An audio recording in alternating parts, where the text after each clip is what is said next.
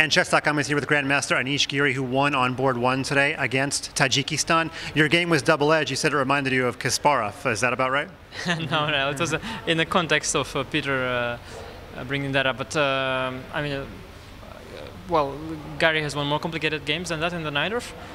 Fortunately, I found the right plan very early on, and I punished his move Queen H5, which was a bit dubious. And the way he played, he stops advancement of his own pawn, and he put everything on the knight c6 sacrifice. And in fact, he should have still done it at some point, at least to make the game look more lively, because he saw it doesn't work and decided to back off, and then he just lost. I mean, the only point of Queen H5 is to go bishop H3, knight takes E6, and to create some tactical complications. But yeah, after Queen A5, which was I think a very good decision, he didn't work. Yeah, you have to go all in, it sounds like. Now, at the present time of this recording, you guys are 2-0. It looks like you're going to go on to match victory. Yesterday, things were looking like you may have been able to hold 4 draws, except that Jordan van Vriest blundered a piece in the ending. What did you guys say to him after the round to get his confidence back? I would disagree a little bit with your judgment. I was, of course, not having the computer on, so I was sitting there and watching the games. I was confident about Jordan, that he's going to do fine. Very quickly, my position didn't look too promising to me. I slightly misplayed the opening, and Luke also looked like a draw, actually.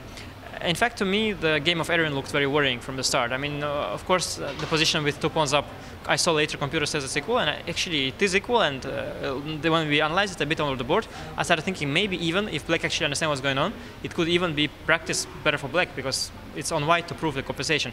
But during the game, as Wesley was confidently sacrificing 2 pawns, and generally, Wesley is a very, very careful guy. But turned out that not every day, and so turned out we all assumed we were all under the impression that if Wesley gives these 2 pawns, it must be good, and I think that led us into thinking that Erwin is at a very bad position. I mean, I know some Grandmaster also who watched the game who thought he simply lost at that point. I'm not too surprised. We were discussing the position with Fabi right at the beginning after d6, queen d6, fascinating position, and our discussion went like, well, it looks terrible for black, and then I asked like, but is there really a threat?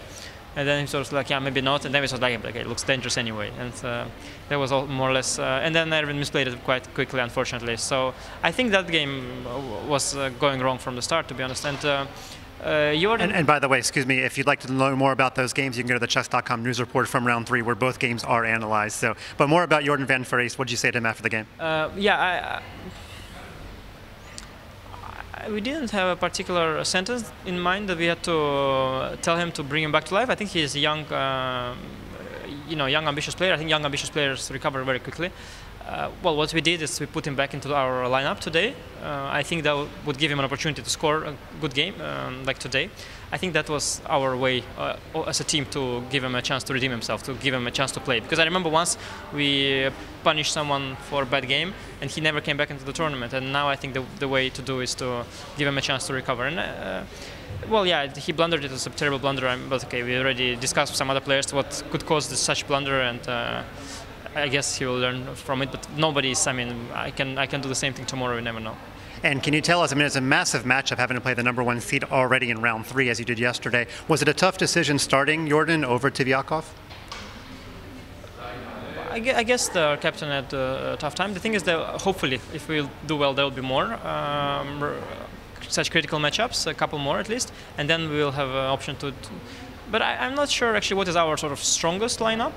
Sergey used to be, I believe, I don't know if he was in the top 10 of the world, but top 20 for sure, I guess. In his prime, he used to be a stronger player than Jordan so far, but at the moment he's much older, and Jordan is much more ambitious.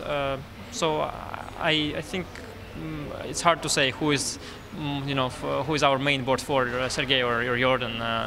So I don't think it was a strange decision to put Jordan. I think it's very normal, and I think it could have also been justified, but anybody can blunder. I mean, he had also opportunity, in fact, in the game to get a small advantage at some point. So Shankland was also shaky, and it was not like Shankland outplayed Jordan because he's a better player or anything. I mean, it just happened this way. It could have happened another way.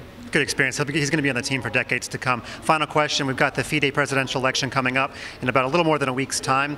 What are the most important issues to you when it comes to the vote?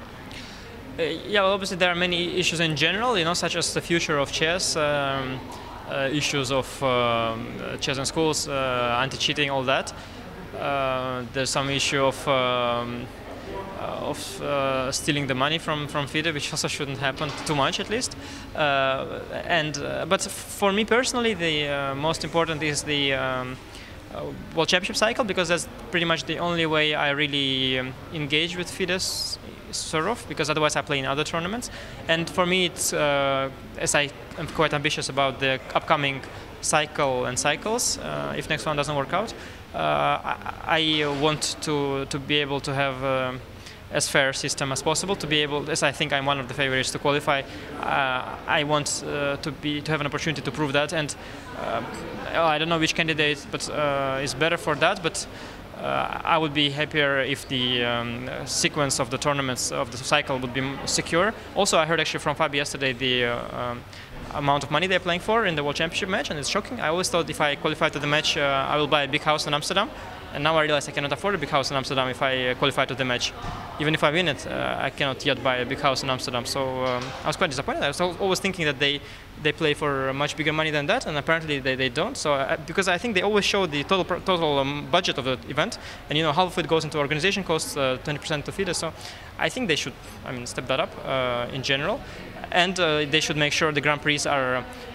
The Grand Prix were organized very well last time, but I think the prize fund could also go a bit higher, because players like Levon Aronian, for example, this time he played, but the previous time he did not, because he usually gets guaranteed 15-20,000 in a tournament, and here his first prize is 25. First prize is okay, but he's guaranteed a couple €1,000, and he's thinking, why should I play? And okay, some people choose then to play to qualify, and some, you shouldn't have this dilemma. You should have.